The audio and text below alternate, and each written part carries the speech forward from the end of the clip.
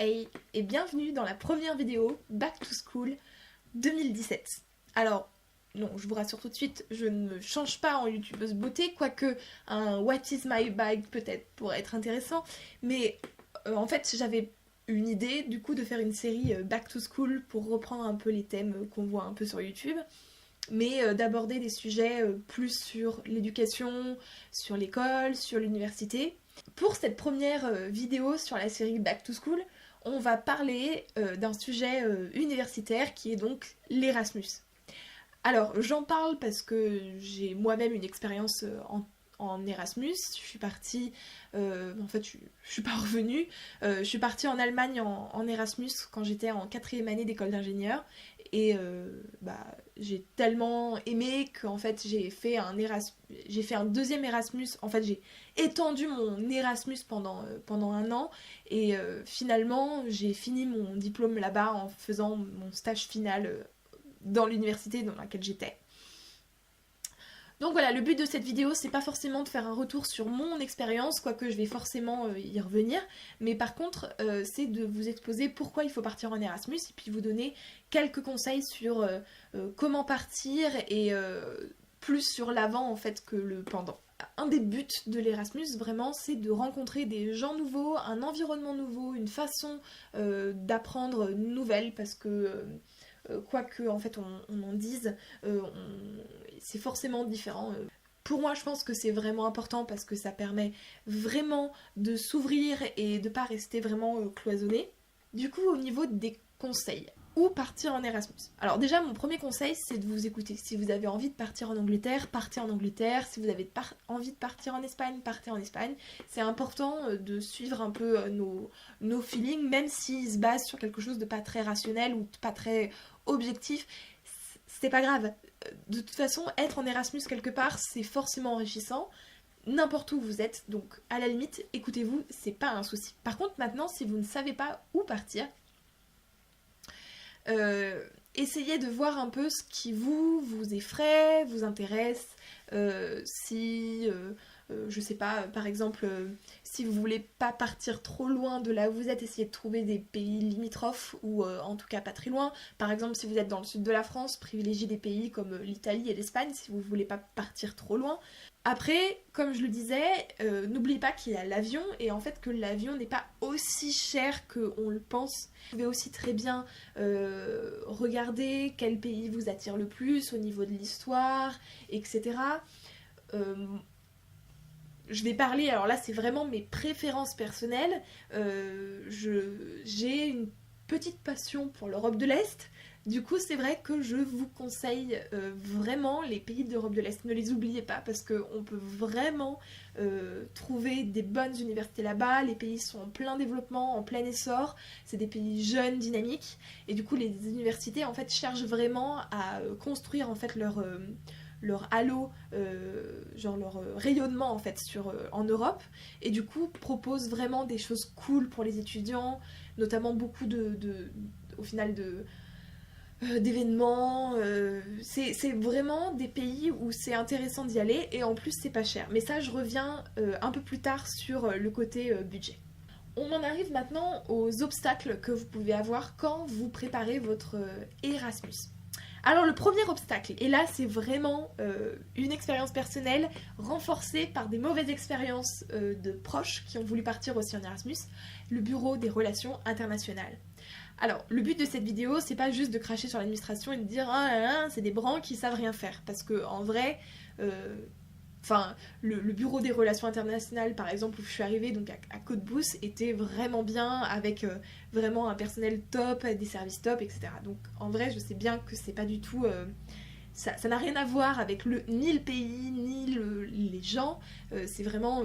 si, ça a à voir avec les gens. En fait, ça a à voir avec les gens, point. Vous pouvez tomber sur un bureau des relations internationales qui est bien mené, et du coup, les gens sont contents d'être là et sont contents de vous aider.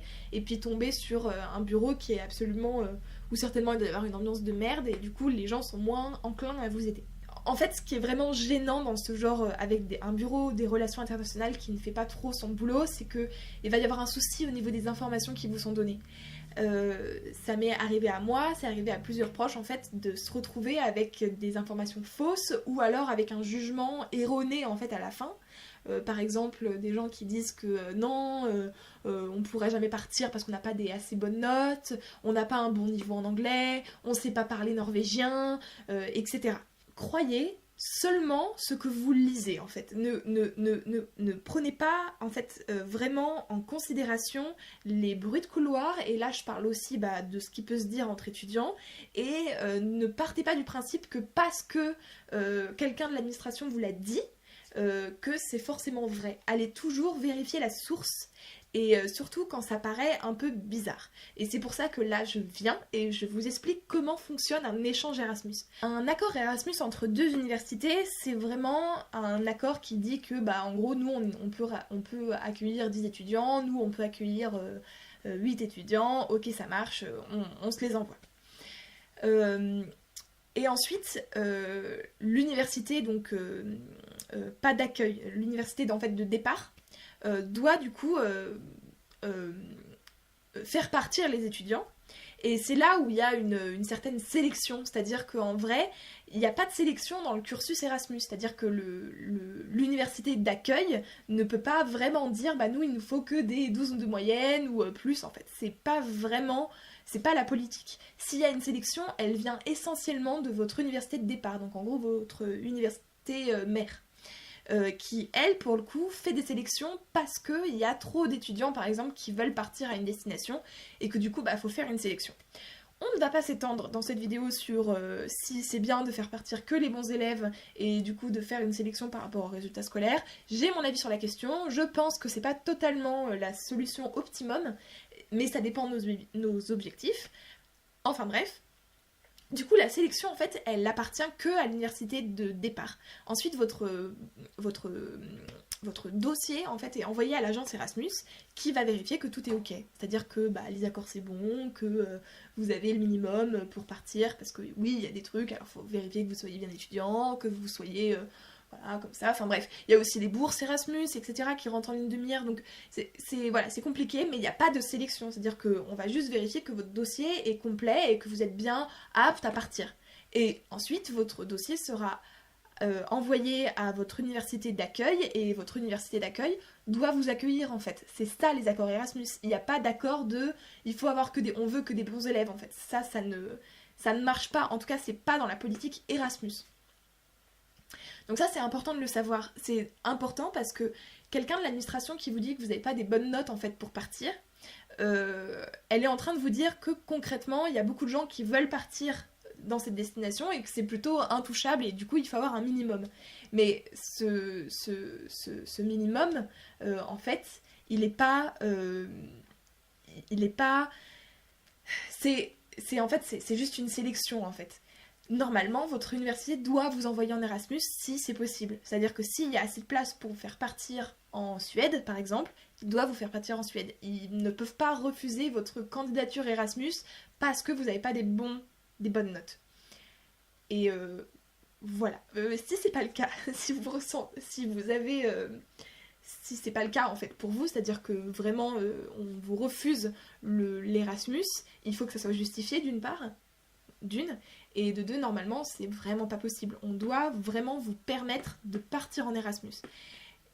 Donc du coup, je vous conseille de vous tourner vers les syndicats étudiants, vers les associations étudiantes pour vous aider, et du coup de bien être au point et de bien dire, en fait, je dois avoir une justification par rapport à ça.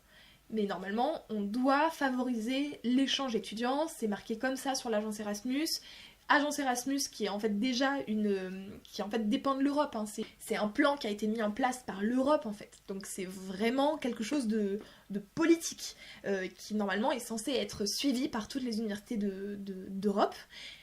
Et donc du coup il n'y a pas de raison de vous empêcher de partir en Erasmus, à part s'il y a une justification claire et nette, style en fait non, tu ne peux pas partir parce que les cours que tu veux suivre en fait ne correspondent pas avec le cursus de base. Donc non, en fait on ne veut pas te valider. Mais ça doit être expliqué en amont, et c'est ça par contre c'est par exemple les profs de votre unité en fait qui décide ça, c'est pas les gens de l'administration. Donc ça c'était le premier obstacle, c'est-à-dire en gros l'administration, les tâches administratives, les papiers, etc. Ok, ça c'est bon. Ensuite, le financement. Au niveau des financements, comme c'est un plan quand même européen et que c'est censé vraiment... L'Europe met vraiment l'accent là-dessus sur les départs en Erasmus. Il faut savoir qu'il y a d'une part la bourse Erasmus, les régions parfois proposent des bourses. Donc renseignez-vous. Il y a certainement aussi des bourses dans les pays d'arrivée, mais ça, il faut souvent s'y prendre vraiment à l'avance pour avoir une chance de les avoir ou de rentrer dans les clous au niveau des dates. Donc pour cette option-là, je vous conseille vraiment de vous renseigner à l'avance. Et déjà, faites tout en avance. Honnêtement, c'est le conseil général que je peux aussi vous donner, c'est vous voulez partir en Erasmus, c'est 1 an à l'avance que ça se fait. Sinon, vous allez toujours vous arriver en fait pile au deadline, ou alors pire, vous aurez déjà les deadlines passés et il n'y a rien de pire en fait. Mais il y a d'autres solutions, c'est-à-dire que si vous n'avez pas de bourse, il y a quand même d'autres solutions pour financer un séjour Erasmus. Déjà, il faut savoir que on n'a pas tous les pays d'Europe n'ont pas forcément le même pouvoir d'achat. Non, c'est pas pouvoir d'achat. N'ont pas forcément les mêmes niveaux de vie. Et notamment, par exemple, dans les pays d'Europe de l'Est, c'est beaucoup moins cher. La vie est beaucoup moins chère. Du coup, on a besoin quand même de beaucoup moins d'argent.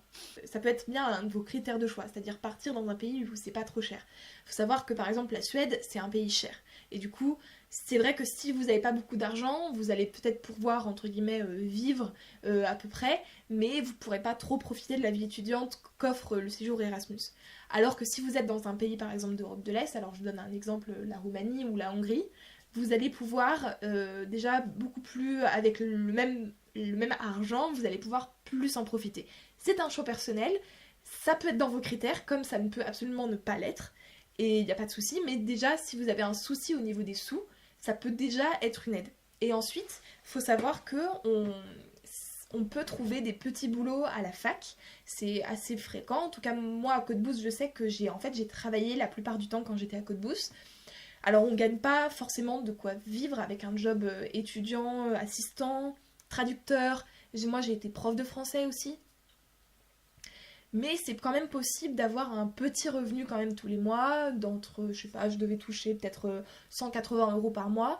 J'avais de l'argent de mes parents à côté et une bourse, mais j'avais quand même un revenu de 180 €, notamment plutôt à la fin, justement quand j'avais plus de bourse, ce qui me permettait un peu de compenser et au moins d'avoir un peu d'argent de poche pour enlever un peu de poids au niveau de mes parents. Voilà, donc ça c'est possible et c'est assez courant. Et en fait, comme vous êtes étudiant étranger, on peut avoir besoin de vous sur notamment des missions de traduction, d'aide selon les universités. Il y a aussi des bureaux des relations internationales qui sont très très bien et qui proposent par exemple des associations, enfin qui ont monté en fait des associations d'aide aux étudiants qui parlent pas la langue du pays ou qui parlent pas bien anglais ou etc. Et du coup, si vous avez des compétences linguistiques nécessaires, vous pouvez très bien être appelé pour aider à prendre un rendez-vous chez le médecin, à aller chez le gynécologue avec une fille qui du coup parle pas très bien la langue du pays. Enfin voilà, mettez à profit vraiment ce que vous savez faire. Et enfin, le dernier obstacle, c'est le doute et la peur de partir. Et là, je dois vous dire que, en fait, vraiment, essayez d'aller au-delà. Faites les démarches. Genre, rendez-vous service et faites les démarches. Ne doutez pas.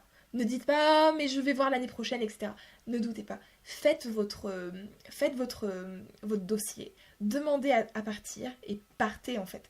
Le doute, en vrai, avoir peur d'aller dans un pays, un autre pays, aller vivre dans un autre pays, suivre des cours dans une autre langue, etc.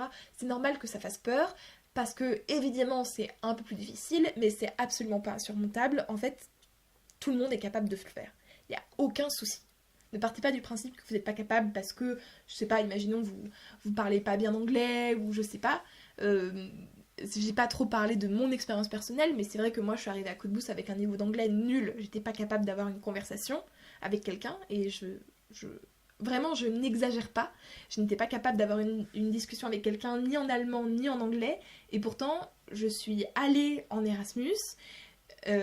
Au début j'ai un peu galéré, mais en fait il y a toujours des supports de cours par exemple où vous pouvez vous appuyer pour réviser.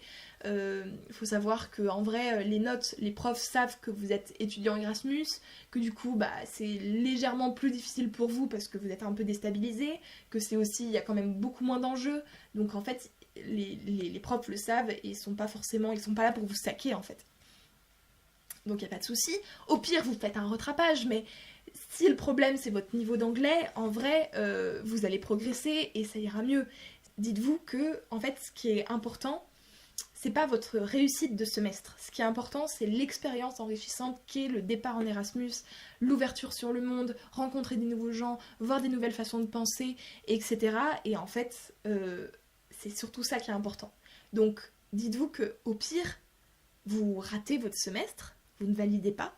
Dans ce cas, bah, juste vous allez redoubler. Mais dites-vous qu'en fait, vous aurez eu quand même une expérience, pour le coup, très enrichissante. Vous aurez rencontré des gens que, en fait, si vous étiez resté dans votre zone de confort, dans votre université, dans votre pays, vous n'aurez jamais rencontré. Et en fait, c'est ça qui compte. Ce qui compte, c'est vraiment ça. C'est pas la réussite scolaire ou le fait de finir un semestre avant. Ce qui compte, c'est vraiment l'expérience enrichissante et c'est là où Erasmus est vraiment important et vraiment une chance en fait. Moi personnellement, l'Erasmus, et là je finirai là-dessus, ça a juste changé ma vie.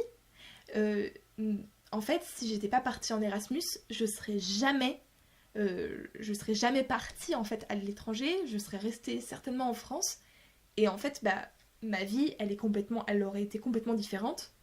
Et en fait, quand je vois ce que ça m'apporte au quotidien de vivre à l'étranger, d'avoir étudié à l'étranger, je suis pas sûre à 100% que ma vie, si je n'étais pas partie, serait pareille ou mieux en fait. Je pense sincèrement qu'en fait, c'était vraiment le bon choix. Je vais m'arrêter là au niveau de l'Erasmus. J'espère que cette vidéo vous aura donné d'une part l'envie de partir. C'est la rentrée, franchement c'est le moment si vous voulez partir en Erasmus l'année prochaine, commencez dès maintenant à aller voir votre bureau des relations internationales, l'histoire déjà de tâter le terrain pour savoir si ils sont ouverts à ça ou si ça va être un peu plus compliqué. Et un an c'est largement suffisant pour faire toutes les démarches nécessaires et pour pallier à tous les obstacles que vous pouvez rencontrer sur votre chemin. Et j'espère que aussi ça vous aura un peu rassuré, que ça vous aura motivé pour partir et que ça vous aura donné quelques pistes et clés pour résoudre un peu les obstacles que vous pouvez avoir en face de vous. En tout cas, je vous dis à très vite du coup, donc je répète un peu ce que j'ai dit au début de la vidéo, mais du coup c'est bien 2 vidéos par semaine avec le mardi les vidéos back to school et le vendredi les vidéos un peu plus normales de ma chaîne. Donc je vous dis à vendredi pour une prochaine vidéo. Ciao!